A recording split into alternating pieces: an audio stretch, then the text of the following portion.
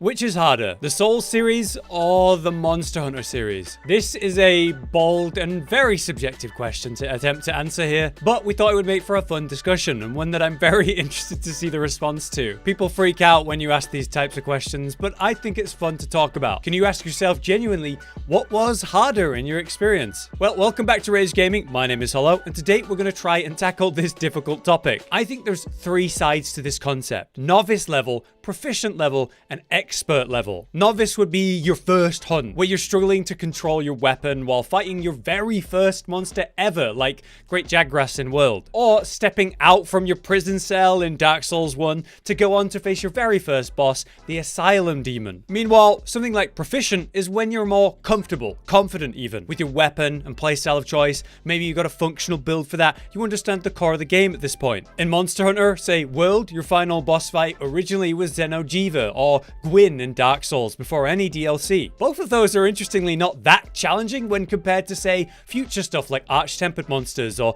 DLC challenges in the future like Fatalis, or the awesome final fight of the DLC of the first Dark Souls game, Manus. So in that way, these two series are actually quite comparable in your original playthrough. And then finally, we have the expert level of player. With both series, this means you have a complete meta build that you understand well. You have defeated everything the game has to offer many times. And at this point, you're working on, I don't know, your clear times with a certain monster, a certain weapon, perfecting your understanding of a weapon or many. At this point, you should understand multiple or all of the weapons. An expert is, of course, an expert. So those are the three levels that I'd say apply to both of these series of games. So with that in mind, which is harder? Let's try to answer that question at the three stages. Starting with the novice players then. I'm going to come out and say it that Monster Hunter is harder to control when we're talking the control of your character and the weapon you're using. From the very beginning, even the easier weapons are more complicated to use than most of anything you'll use in the Souls games. You see, it's a very common thing that happens when someone plays a Souls game for the first time.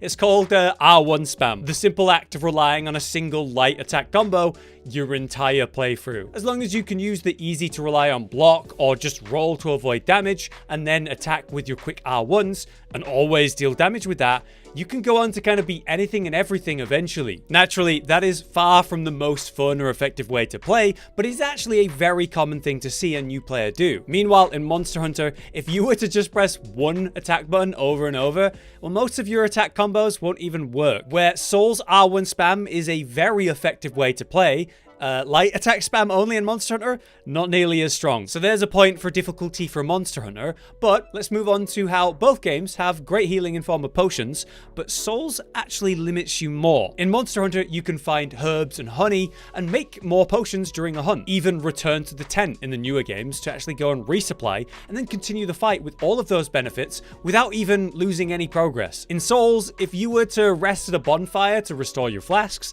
that means the whole level resets, all the enemies are back, and also you're not going to be able to leave a boss fight until one of you dies. It's all or nothing. So where I would say Souls is easier to pick up and play as a novice, I also think the survival aspect is harder and less forgiving in Souls. Although we are talking more about current Souls and current Monster Hunter, back in the first Monster Hunter games, things were certainly less forgiving than they are now, but ultimately, if you die in Souls, you gotta go for it all again. While if you die in Monster Hunter, you've technically carted and you have 2 more tries before a real failure, which I think is more forgiving. Finally, to decide this tiebreaker for novice players, then the third aspect, which is what they actually challenge you with. In Souls, you've got like starter enemies, packs of enemies, ambushes, harder enemies. Eventually you work your way to a boss, but there's a big challenge to get there in the first place, especially for a new player. In Monster Hunter, it's essentially straight to the boss, right? Which is a monster. It's pretty hard to compare these fairly because they're different games, they work differently. You know, Monster Hunter is basically go fight boss, while Souls has a lot more going around those bosses. So to compare, I'm going to say we'll just do bosses and monsters, and instead of talking about all Monster Hunter games and all first bosses and Soulsborne games, let's just do the most recent ones. That's Sekiro and Rise. Your first boss in Sekiro is, of course, Gubu, a man who challenges you in a somewhat unfair way, where he's running around on his horse, using his much greater range, and is also actually a great way to teach you how to use posture damage in Sekiro in a boss setting. He's super mobile, but overall simple. With only a few different types of attacks, you're given a chance to trade blows, grapple to him for free damage, and parry and posture him down. Where in Rise, we have our first monster, Izuchi. As you remember, this guy fights in a pack, which is a scary concept when you think about it, but honestly, it's not that bad in play. Izuchi himself only has 4 main attacks, really. The charging attacks, the spin attacks, the range spits, and the tail attacks. Most deadly, then, is its super attack, where it does the charged up spin, doing 3 in a row, and even a little Izuchi will get involved in that. And technically, if you were to take that all head on, I guess it could cart you from 100 to 0 at the beginning. I still find this really hard to decide, what's subjectively harder, and for a complete novice, a new player, it is a person-to-person experience. It's going to be different for everyone. But mechanically, I do think there's more going on with Izuchi than Gyubu. A hard one to say, though. Let me know what you think. But to end this, I'm going to say Izuchi was harder. Meaning that's a 2-1 score for Monster Hunter as a novice, as a totally new player, just when looking at the first boss fight and the first monster hunt. But of course, there's so much challenge involved with your way to that boss fight in Souls, but we can't talk about that here. Moving on to the second level then, I'm not actually going to spend nearly as much time on this compared to novice or expert. Proficient is, to me, the end of your first playthrough. You have now killed all of the monsters for the first time, and you've finished the Souls game of your choice for the first time as well. At this point, you know your main weapon of choice pretty well. You have a build for that playstyle that works well. Maybe it's not meta endgame, but it's suited to it, and you're basically now reaching endgame or new game plus, which is harder through that experience. Some bosses are way harder for some people than others. It really depends on you, your weapon, your playstyle, but I would argue maybe that Dark Souls forces you to take it on in a specific way, and you must overcome that, where there's more of a difficulty slider depending on what weapon you're using against what monster. Let's look at the final bosses of both games. Sekiro, the final boss, is Ishin, which is this incredible combination of everything you've already faced. Multiple weapons, ranges, surprise attacks, even different paces of the attacks. I would even say that that's one of the best fights in any game I've ever played, and that was the peak of Sekiro's combat and what it was meant to be. While, say, the final boss of Rise, All-Mother Nawa, is by no means easy, but it is very spectacle by comparison. Some weapons are actually really effective and better against All-Mother, like, say, the aerial nature of Insect Glaive against a flying enemy like that, or like a ranged weapon like light bow gun or a bow. Meanwhile, if you were to bring other weapons, it might be a much harder experience. Ishin, no matter what you bring, forces you to match his pace and fulfill the main mechanics and concepts of Sekiro, where All-Mother on your first kill might be harder or easier depending on what weapon you brought in. So with that in mind, I'd say for your first final fight, I'd go for Souls on that one. So let's finally then move on to the expert level. Which is harder between Souls and Monster Hunter as an expert? What a ridiculous question. So I'm gonna talk about 2 aspects of this then. The combat skill ceiling and the speed running. The point where you're not really worried about what you're facing now, just more about how do I maximize my DPS? How do I control the fight perfectly? How do I get a faster clear, a cleaner kill? Let's tackle the combat skill ceiling of Souls first, which has a massive variety of playstyles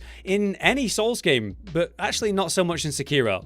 So let's talk about the series as a whole then. We've got weapon types: slow or fast, sharp or blunt, ranged or melee, magic ability, faith ability, pyromancy. There's loads of move sets, power stances, weapon arts, all the ways that you can choose to land a blow. And these things are really fun and varied, but ultimately in PvE, it doesn't really come up that much. It's not that relevant. These things are much more relevant and skill-based with a high skill ceiling in PvP in the Souls series, which is of course something I can't compare to Monster Hunter because Monster Hunter doesn't have PvP, although that would be cool. So while I love Souls, and I think it does have a super high skill ceiling in PvP, I can't honestly say the skill ceiling feels that high in PvE against bosses and mobs by comparison. Monster Hunter has such depth to the monsters and the weapons you're using, the way they work, that an expert player has arguably more options for damage dealing, where you're like targeting specific body parts to deal more damage compared to Souls in general. So yeah, I think Monster Hunter has a higher combat skill ceiling in PvE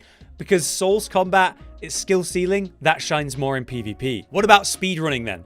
Souls is generally more on set tracks, with less variance in your encounters and the runs themselves. You'll take the same few playstyles that are agreed on to be the strongest for it, and then try and get your character to those boss fights as fast as possible, avoiding any time wasting. The bosses themselves are arguably less relevant than many of the mini-bosses you have to deal with in these speedruns, and there's stuff like those pixel-perfect jumps to skip an area. The travel through the world is actually a massive part of Soul speedrunning, and that is of course very consistent compared to Monster Hunter speedrunning. Speedrunning in Monster Hunter has more variance in what you're dealing with against the monsters you're running because of their huge movesets and possibilities. Souls bosses have clear weaknesses and methods that you use to deal with them effectively, making them in many cases trivial if you do it right. They will die in a moment in some cases, while the monsters are more about how fast can you clear them. Soul speedruns are more about the game as a whole rather than any one specific boss, compared to Monster Hunter, which is more about how fast can you kill X monster with X weapon. So I think that makes Monster Hunter speedrunning actually easier to get into because Soul speedrunning is generally longer. You might be at it for like an hour compared to like, I don't know, a Mizu kill in 5 minutes or less, 10 minutes or less or whatever. You have to perform for longer in a Soul speedrun compared to a monster clear. Both are of course extremely challenging in, play, super fun in my experience, but obviously hard to compare fairly. Still, if I was pressed, and I guess I am now, I would say Soul speedrunning takes more because it's harder to get into, because it's longer to do, for me. So, we're at our conclusion then. In the novice level, I thought Monster Hunter, when focused on just bosses and the monsters, was harder for a new player overall. I also thought Souls was a harder first playthrough experience generally. And finally, I thought Expert was pretty equally matched, leaving me kind of at an impasse. So this is where I kind of need to hear from you guys. Have I missed any important aspects to consider? Please let me know. But ultimately, whatever you think, this is just a fun discussion. Neither game needs to be harder than the other, but it is fun to talk about. If you've enjoyed the video and these types of talks in general, please drop a like so I know to make more of these. But until next time, I've been Hollow, you've been you. Thanks for watching. Josh, Cotton, and Hollow with the videos, dropping the humor like a hammer on your tippy toes, bringing entertainment on a daily arrangement to take our insanity and turn it into entertainment. Yes, I said entertainment twice, to reiterate that it is nice to look into your faces on a mostly daily basis when you let us in your homes to make the whole world a stage. Goodbye.